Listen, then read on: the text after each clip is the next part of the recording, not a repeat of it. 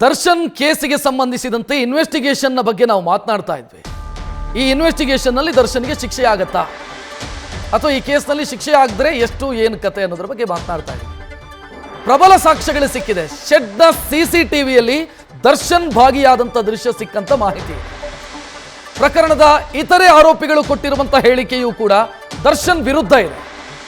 ದರ್ಶನ್ ಹೇಳ್ತಾ ಇರಬಹುದು ನಾನು ಹೊಡೆದಿಲ್ಲ, ನಾನು ಬಡ್ದಿಲ್ಲ ಅಂತ. ಬಟ್ ಇತರೆ ಆರೋಪಿಗಳು ಕೊಡ್ತಾ ಇರುವಂಥ ಸ್ಟೇಟ್ಮೆಂಟ್ ಆ ರೀತಿ ಇದೆ. ದರ್ಶನ್ ಹೊಡೆದಾಗಲೇ ರೇಣುಕಾ ಸತ್ತಿದ್ದು ಅಂತ ವಿನಯ್ ಹೇಳಿಕೊಂಡಿದ್ದಾನೆ. ಹಲ್ಲೆ ಮಾಡಿದಂಥ ವಿಡಿಯೋ ರೆಕಾರ್ಡ್ ಅನ್ನ ದೀಪಕ್ ಎಂಬಾತ ಮಾಡಿದ್ದಾನೆ. ದೀಪಕ್ನಿಂದ ಸದ್ಯ 164 ಹೇಳಿಕೆಯನ್ನ ಪೊಲೀಸರು ನ್ಯಾಯಾಧೀಶರ ಮುಂದೆ ದಾಖಲಿಸೋದಕ್ಕೆ ಬೇಕಾದಂಥ ಸಿದ್ಧತೆಯನ್ನು ಮಾಡ್ತಾ ಇದ್ದಾರೆ. ಜೊತೆಗೆ ಈ ಎವಿಡೆನ್ಸ್ಗಳು ಏನು ಸಿಕ್ಕಿದಾವೆ, ಸ್ಥಳದಲ್ಲಿ ಸಿಕ್ಕಂಥ ಎವಿಡೆನ್ಸ್ಗಳೇನಿದ್ದಾವೆ ಅದು ಕೂಡ ಬಹಳ ಪ್ರಬಲವಾದಂಥ ಎವಿಡೆನ್ಸ್ಗಳಾಗುವಂಥ ಸಾಧ್ಯತೆಗಳಿವೆ. ರಿಕವರಿ ಆಗಿರುವಂಥ ಮೆಟೀರಿಯಲ್ಸು, ಅದರ ಜೊತೆಗೆ ಅಲ್ಲಿ ಸಿಕ್ಕಿರುವಂಥ ಫಿಸಿಕಲ್ ಎವಿಡೆನ್ಸ್ಗಳೇನಿದ್ದಾವೆ ಇದೆಲ್ಲವೂ ಕೂಡ ದರ್ಶನ್ಗೆ ಮುಳುವಾಗುವಂಥ ಸಾಧ್ಯತೆಗಳು ಈ ಕೇಸ್ನಲ್ಲಿ ಕಾಣಿಸ್ತಾ ಇದೆ. ಈ ಹಂತದಲ್ಲಿ ನಮ್ಮ ಜೊತೆಗೆ ಈಗ ಇಬ್ಬರು ಅತಿಥಿಗಳು ಜಾಯಿನ್ ಆದರು. ನಿವೃತ್ತ ಪೊಲೀಸ್ ಅಧಿಕಾರಿಗಳಾದಂಥ ಮೋಹನ್ ಅವ್ರ ಜೊತೆಗಿದ್ದಾರೆ. ಮೋಹನ್ ಅವರೇ, ಕಾರ್ಯಕ್ರಮಕ್ಕೆ ಸ್ವಾಗತ. ನಮಸ್ಕಾರ. ಇನ್ನು SK ಉಮೇಶ್ ಅವರು ಕೂಡ ನಮ್ಮ ಜೊತೆಗಿದ್ದಾರೆ. ಸರ್ ನಮಸ್ತೆ, ಕಾರ್ಯಕ್ರಮಕ್ಕೆ ಸ್ವಾಗತ. ನಾನು ಸರ್ ಮೋಹನ್ ಸರ್, ಮೊನ್ನೆನೇ ನೀವೊಂದು ಪರ್ಟಿಕ್ಯುಲರ್ ಇನ್ಸಿಡೆಂಟ್ ಅನ್ನ ಹೇಳಿದ್ರಿ, ನ್ಯೂಸ್ ಫಸ್ಟ್ ಜೊತೆಗೆ ಮಾತನಾಡ್ತಾ ಹೇಳಿದ್ರಿ. ಒಂದು ಕೂದಲು ಕೂಡ ದೊಡ್ಡ ಮಟ್ಟದ ಸಾಕ್ಷಿಯಾಗಿ ಬದಲಾಗಬಹುದು, ಜೀವಾವಧಿ ಶಿಕ್ಷೆ ವಿಧಿಸೋದಕ್ಕೆ ಸಾಧ್ಯ ಆಗುವಂತ ಎವಿಡೆನ್ಸ್ ಆಗಬಹುದು ಅಂತ. ಈ ಕೇಸಲ್ಲಿ ಏನು ಹೇಳ್ತೀರಿ? ಈ ಕೇಸ್ನಲ್ಲಿ ಸಾಕಷ್ಟು ಕೂದಲು ತನಕ ನಾವೇನು ಹುಡುಕಬೇಕಾದಂಥ ಅವಶ್ಯಕತೆ ಇಲ್ಲ. ಸಾಕಷ್ಟು ಮೆಟೀರಿಯಲ್ ಎವಿಡೆನ್ಸ್ ಸಿಕ್ಕಿದೆ ಅವರಿಗೆ ಆಲ್ರೆಡಿ. ಅದರ ಪ್ರಶ್ನೆ ಏನಂತಂದರೆ, ಈಗ ಎಲ್ಲ ಕೇಂದ್ರೀಕೃತವಾಗಿರೋದು ಉಳಿದ ಆರೋಪಿಗಿಂತ ದರ್ಶನ್ ಮೇಲೇ ಹೆಚ್ಚಿಗೆ ಕೇಂದ್ರೀಕೃತವಾಗಿರೋದ್ರಿಂದ ಅಲ್ಲಿ ಅವರ ಪಾತ್ರವನ್ನು ಎಷ್ಟರ ಮಟ್ಟಿಗೆ ರುಜುವಾತು ಮಾಡಬೇಕು ಅನ್ನೋದು ಭಾಳ ಮುಖ್ಯವಾದ ಅಂಶ ಇಲ್ಲಿ. ಹಾಗಾಗಿ ಉಳಿಕೆ ಆರೋಪಿಗಳ ಹೇಳಿಕೆಗಿಂತಲೂ ಮುಖ್ಯವಾಗಿ ನಮಗೆ ಬೇಕಿರ್ತಕ್ಕಂಥದ್ದು ದರ್ಶನ್ನ ಪಾತ್ರವನ್ನು ರುಜುವಾತು ಮಾಡಲಿಕ್ಕೆ ಅವರಿಂದ ಆಗಿರ್ತಕ್ಕಂಥ ಅಪರಾಧದಲ್ಲಿ ಸಿಗ್ತಕ್ಕಂಥ ಸಾಕ್ಷಿಗಳೇನು ಅನ್ನೋದು ಕೂಡ ನಮಗೆ ಭಾಳ ಮುಖ್ಯ ಆಗ್ತದೆ. ಅಲ್ಲಿ ಯಾವ ರೀತಿ ಸಾಕ್ಷ್ಯಗಳನ್ನ ಸಂಗ್ರಹಿಸಿದ್ದಾರೆ ಅನ್ನೋದು ಭಾಳ ಮುಖ್ಯ. ಈಗ ತಾವು ಹೇಳಿದ್ರಿ, ಈಗ ಒಂದು ಹುಡುಗ ವಿಡಿಯೋ ಮಾಡಿದ್ದಾನೆ ಅಂತಲೂ ಕೂಡ ಹೇಳ್ತಾಯಿದ್ರಿ. ಆ ವಿಡಿಯೋ ರಿಕವರಿ ಮಾಡಿದರೆ ಅದಕ್ಕಿಂತ ದೊಡ್ಡ ವಿಟ್ನೆಸ್ ಬೇಕಾಗಿಲ್ಲ.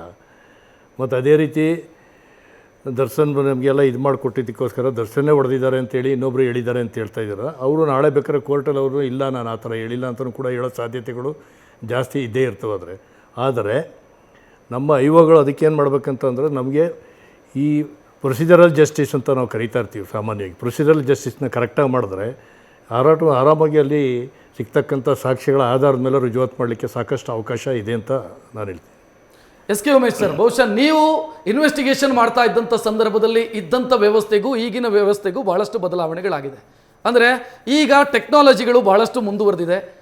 CDR, ಟವರ್ ಡಂಪ್ ಟೆಕ್ನಾಲಜಿ, ಇನ್ನೊಂದು ಮತ್ತೊಂದು ಬಹಳಷ್ಟು ಮುಂದುವರೆದಿದೆ. CCTV ದೃಶ್ಯಗಳು ನೀವು ಇನ್ವೆಸ್ಟಿಗೇಷನ್ ಮಾಡೋ ಸಂದರ್ಭ ರೇರ್ ಇತ್ತದು. ಸೊ ಈಗ ಇಷ್ಟೆಲ್ಲ ಇದ್ದರೂ ಕೂಡ ಎಷ್ಟೋ ಸಂದರ್ಭದಲ್ಲಿ ಇನ್ವೆಸ್ಟಿಗೇಷನಲ್ಲಿ ತಪ್ಪುಗಳಾಗತ್ತೆ, ಆರೋಪಿಗೆ ಅದರ ಲಾಭ ಸಿಗುತ್ತೆ. ಸೊ ಏನು ಈ ಕೇಸಲ್ಲಿ ಏನು ಅಂತ ನೋಡಿ, this case the rarest and rare cases for the police, not for anybody else. ಯಾಕೆಂದರೆ ದಿಸ್ ಈಸ್ ಭಾಳ ಇಂಪಾರ್ಟೆಂಟ್ ಪ್ರಕರಣ, ಅಂದರೆ ಪ್ರಮುಖ ಪ್ರಕರಣ ನಮ್ಮ ಪೊಲೀಸ್ಗೆ. ಇಂಥ ಪ್ರಕರಣಗಳು ಚಾಲೆಂಜ್ ಆಗ್ತಕ್ಕಂಥದ್ದು, ನಾವು ಫೇಸ್ ಮಾಡ್ತಕ್ಕಂಥದ್ದು, ಮತ್ತು ಕಲೆಕ್ಷನ್ ಆಫ್ ಎವಿಡೆನ್ಸಸ್ಗಳು, ಮತ್ತು ದ ಇಂಟ್ರೆಸ್ಟ್ ಆಫ್ ಸೊಸೈಟಿ. ಅಂದು ನಾವು ಏನು ಮಾಡ್ತಾಯಿರ್ತೀವಿ ಅಂದರೆ, ಪೂರ್ಣ ಪ್ರಮಾಣದಲ್ಲಿ ಸೊಸೈಟಿ ನಮ್ಮನ್ನು ಹೇಗೆ ನೋಡ್ತಾ ಇದೆ, ಪ್ರತಿ ದಿವಸ ಪ್ರತಿ ನಿಮಿಷ ಹೇಗೆ ನೋಡ್ತಾ ಇದೆ ಅಂತ ಅನ್ನುವಂಥದ್ದು, ಅದರಲ್ಲಿ ನಾವು ಭಾಳ ಅತ್ಯಂತ ಎಚ್ಚರಿಕೆ ವಹಿಸಬೇಕಾಗ್ತದೆ. ಇದರಲ್ಲಿ ಸೋಷಿಯಲ್ ರೆಸ್ಪಾನ್ಸಿಬಿಲಿಟಿ ಜಾಸ್ತಿ ಇದೆ ನಮ್ಮ ಮೇಲೆ. ಯಾಕೆಂದರೆ ಇಲ್ಲಿ ತುಂಬ ಅಕ್ಯೂಡ್ಗಳಿದ್ದಾರೆ, ಒಂದೇ ಥರವಾದ ಒಂದೇ ವರ್ಗದ ಅಕ್ಯೂಡ್ಗಳ ಆರೋಪಿಗಳಿದ್ದಾರೆ. ಅವ್ರನ್ನೆಲ್ಲ ದಸ್ತಗಿರಿ ಮಾಡ್ತಾಯಿದ್ದೀವಿ. ಅವ್ರಿಗೂ ನಾವು ಇದರೊಳಗಡೆ ಅಪರಾಧದ ಏನು ಒಂದು ಭಾಗವಾಗಿ ಮಾಡ್ಕೊಳ್ತಾ ಇದ್ದೀವಿ. ಎಲ್ಲ ಎವಿಡೆನ್ಸಸ್ಗಳನ್ನು ಜೋಡಣೆ ಮಾಡ್ಕೊಳ್ತಾ ಇದ್ದೀವಿ.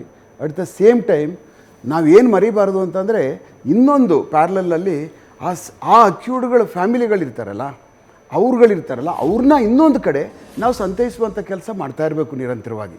ಇಲ್ಲಾಂದರೆ ಫೇಲ್ ಆಗಿಬಿಡ್ತೀವಿ ನಾವು ಇಂಥ ಪ್ರಕರಣಗಳಲ್ಲಿ. ಅದಕ್ಕೋಸ್ಕರನೇ ಅಪರೂಪದಲ್ಲಿ ಅಪರೂಪ ಪ್ರಕರಣ ಇಂಥ ಪ್ರಕರಣ.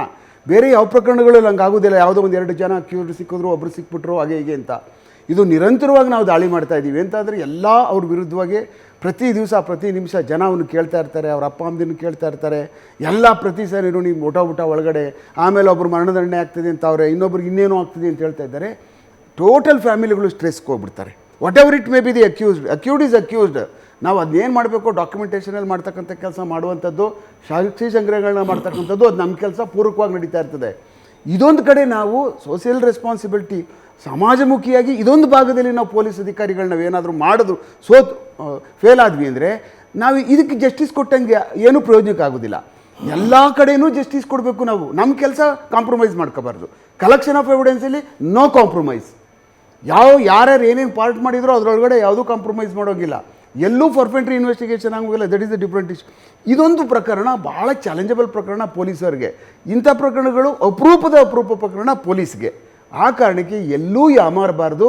ಎಲ್ಲ ಕಡೆಯೂ ಸರಿಯಾದಂಥ ರೀತಿಯಲ್ಲಿ ಯಾರಿಗೂ ನೋವಾಗದಿರೋ ರೀತಿಯಲ್ಲಿ ನಮ್ಮ ಕೆಲಸವನ್ನು ಭಾಳ ಅದ್ಭುತವಾಗಿ ಕರೆಕ್ಟಾಗಿ ಕೆಲಸ ಮಾಡಿ ಮುಗಿಸ್ಬೇಕು. ನಮ್ಮ ಇಂಟ್ರೆಸ್ಟ್ ಏನು, ನಾವೇನು ಬುಚರ್ಸ್ ಅಲ್ಲ, ನಾವೇನು ಕೂತ್ಕೊಬಿಟ್ಟೇನು ಅಲ್ಲ. ನಾವು ಎಲ್ಲ ಥರವಾದಂಥ ಸಮಾಜಮುಖಿಯಾಗಿ ಕೆಲಸ ಮಾಡ್ತಾ ಇರ್ತಕ್ಕಂಥ ಪೊಲೀಸವ್ರು. ನಾವು ಎಲ್ಲಾದರೂ ಒಂದು ಕಡೆ ನೀವು ಡ್ಯಾಮೇಜ್ ಮಾಡ್ತು ಅಂತಂದರೆ ಇನ್ನೊಂದು ಕಡೆ ಅದರ ಪ್ರತಿಫಲ ನಮಗೆ ಬಂದುಬಿಡುತ್ತೆ. ಹಂಗಾಗಲ್ಲ. ಪೊಲೀಸಿಂಗಲ್ಲಿ ಅಪರಾಧ ಮಾಡಿದ್ದೇನೆ, ಅದಕ್ಕೆ ತಮ್ಮಂತೆ ನಾವು ಅದಕ್ಕೆ ಸರಿಯಾದಂಥ ಎವಿಡೆನ್ಸ್ಗಳನ್ನ ಕಲೆಕ್ಟ್ ಮಾಡಬೇಕು. ಅದಕ್ಕೆ ಏನು ನಾವು ಕೊನೆಯವರೆಗೂ ಲಾಜಿಕಲ್ ಎಂಡಿಗೆ ತೊಗೊಂಡೋಗ್ಬೇಕು, ಅದು ತಗೋಗುವಂಥ ವ್ಯವಸ್ಥೆನ ನಾವು ಪೂರಕವಾಗಿ ಮಾಡ್ಕೊಂಡು ಹೋಗ್ಬೇಕು. ಇಲ್ಲ ಯಾರೋ ಏನೋ ಹೇಳಿದ್ರು, ಅಯ್ಯೋ ಮುಚ್ಚ್ರಿ, ಅಯ್ಯೋ ಬೀಡಿ ಸಿಗರೇಟ್ ಕೊಡ್ತಾ ಇದ್ದಾರೆ, ಹಿಂದ್ಗಡೆಯಿಂದ ಏನೋ ಒಂದು ಬಾಟ್ಲು ಹೋಯ್ತು, ನಥಿಂಗ್ ಡೂಯಿಂಗ್, ಸಾವಿರ ಮಾತಾಡಲಿ, ಅದಕ್ಕೆಲ್ಲ ತಲೆ ಕೆಡ್ಸ್ಕೊಳ್ಳೋಕೆ ಹೋಗಬಾರ್ದು. ಈ ಕೇಸು ಆ ಬೆಳಕಿಗೆ ಬಂದಿರೋದೇ ಬೇರೆ ಥರ. ಅವ್ರು ಯಾರೋ ಬಂದರು, ನಿಂತ್ಕೊಂಡ್ರು, ಏನೋ ಕಥೆ ಹೇಳಿದ್ರು, ಅಧಿಕಾರಿಗಳು ಬಂದರು, ಅದನ್ನ ಇಂಟ್ರೋಗೇಷನ್ ಮಾಡಿದಾಗ ಬೇರೆ ಅದರದ್ದು ವೈಡ್ ಓಪನ್, ಅದು ಬೇರೆ ವಿಸ್ತಾರ ಆಗ್ಬಿಡ್ತದು, ಭಾಳ ದೊಡ್ಡ ವಿಸ್ತಾರಕ್ಕೆ ಹೋಗ್ಬಿಡ್ತು ಕೇಸದು.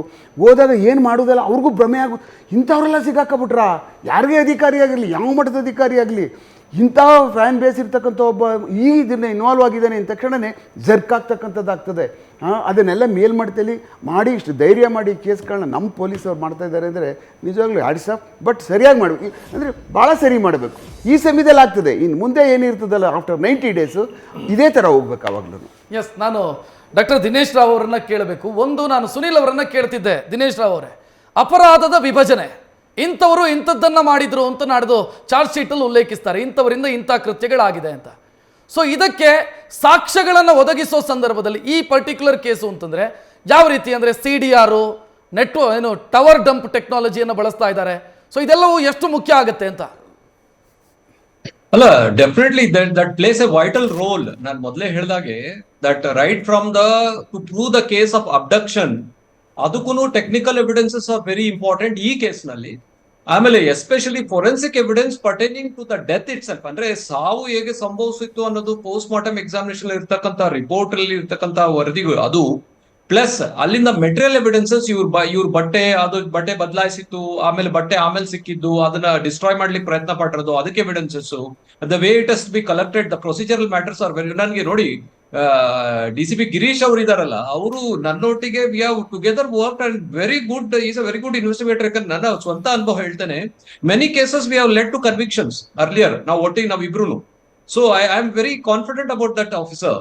ಆಮೇಲೆ ಎಲ್ಲದಕ್ಕಿಂತ ಈ ಮೆಟೀರಿಯಲ್ ಎವಿಡೆನ್ಸ್, ಈ ಬಯಾಲಜಿಕಲ್ ಎವಿಡೆನ್ಸಸ್, ರಕ್ತದ ಕಲೆಗಳು ಎಲ್ಲೆಲ್ಲಿ ಬಿತ್ತು, and what is the amount of blood the recovered from them, plus ಈಗ ಟ್ರೇಸ್ ಎವಿಡೆನ್ಸಸ್, ಆಮೇಲೆ ಬಯಾಲಜಿಕಲ್ ಎವಿಡೆನ್ಸ್, ಫಿಂಗರ್ ಪ್ರಿಂಟ್ಸ್ ಇರ್ಬೋದು. ಸೊ ಇದನ್ನೆಲ್ಲ ಆ ಜಾಗದಲ್ಲಿ, ಪ್ಲಸ್ ಅದೇ ಹೇಳಿದ್ನಲ್ಲ, primary evidences, secondary crime scene, tertiary crime scene is also a death scene. Death scene ಅಲ್ಲಿ ಏನ್ ತಗೊಂಡ್ರು, ಪ್ಲಸ್ ಆ ಟ್ರಾನ್ಸ್ಫರ್ ಮಾಡ್ಲಿಕ್ಕೆ ವೆಹಿಕಲ್, ಅದರಲ್ಲಿ ಇರ್ತಕ್ಕಂಥ evidence that establishes the crime. So ಅದನ್ನ ಕುಲಕುಂಶವಾಗಿ ಅದನ್ನೆಲ್ಲ ಶೇಖರಣೆ ಮಾಡಿ, ಅದರಿಂದ ಇವರು ಮಾಡಿರ್ತಕ್ಕಂಥ ಕ್ರಿಮಿನಲ್ ಕಾನ್ಸ್ಪಿರಸಿ ಇದೆಯಲ್ಲ, ಅದು ಎತ್ತಿ, that is only thing is overall this crime only they should have one particular motive, that is this person was abducted only in the intention of murder anta establish madbitre definitely Darshan can never get out of this case. ಒಂದು ಆಮೇಲೆ ನೀವು ಹೇಳಿದಾಗೆ problem ಇರೋದಲ್ಲ ಅಂದ್ರೆ ಇವರೇ ಹೊಡೆದಿದ್ದಾರೆ, ಸಾಯಿಸಿದ್ದಾರೆ ಅನ್ನಕ್ಕೆ, that there may be something, but despite that abduction case can be proved 10 years plus destruction of evidences. But he can never, he has no reason to, impossible for him to escape. But ಇದನ್ನ establish, ಅವರೇ ಹೊಡೆದು ಸಾಯಿಸ್ಲಿಕ್ಕೆ establish ಮಾಡ್ಬೇಕಾದ್ರೆ, that means they may take some lighter witnesses ಮಾಡಿ ಅದೇನೋ ಒಂದ್ ಸ್ವಲ್ಪ ಮಾಡ್ಬೋದು, ಅಂದ್ರೆ ತೊಂದರೆ ಮಾಡ್ಬೋದು ಕೇಸ್ಗೆ.